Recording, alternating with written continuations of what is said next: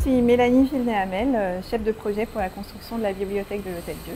On pense ouvrir en 2026, courant 2026. Les entreprises auront tout terminé au début de l'année 2026. Après, il nous faudra quelques mois pour installer tout le mobilier, les équipements informatiques et naturellement nos collections destinées à tous les publics et puis le déménagement des collections de la Bibliothèque du patrimoine.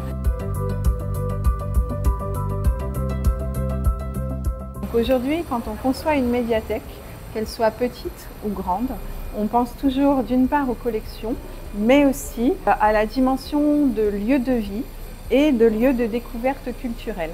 Ce qu'on trouve dans cette médiathèque, finalement, c'est dans des proportions très différentes qu'on trouve dans d'autres médiathèques. On va avoir des collections, beaucoup de collections, mais aussi un amphithéâtre, un espace numérique. On a des espaces pour se poser en groupe, des espaces de consultation de la presse, des espaces de consultation de ces documents patrimoniaux pour les chercheurs habilités. Et si cette médiathèque est nettement plus grande, c'est plutôt tout simplement que la médiathèque de Jaude est beaucoup trop petite, puisqu'elle est censée desservir l'ensemble de Clermont-Ferrand à l'exception des quartiers nord, soit un petit peu moins de 100 000 habitants, et elle ne fait que 1200 mètres carrés.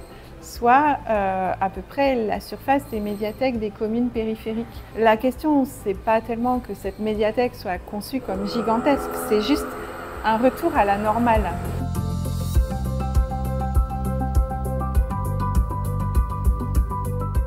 Les médiathèques, et c'est déjà le cas aujourd'hui, sont vraiment actrices de ce qu'on appelle encore la démocratisation culturelle.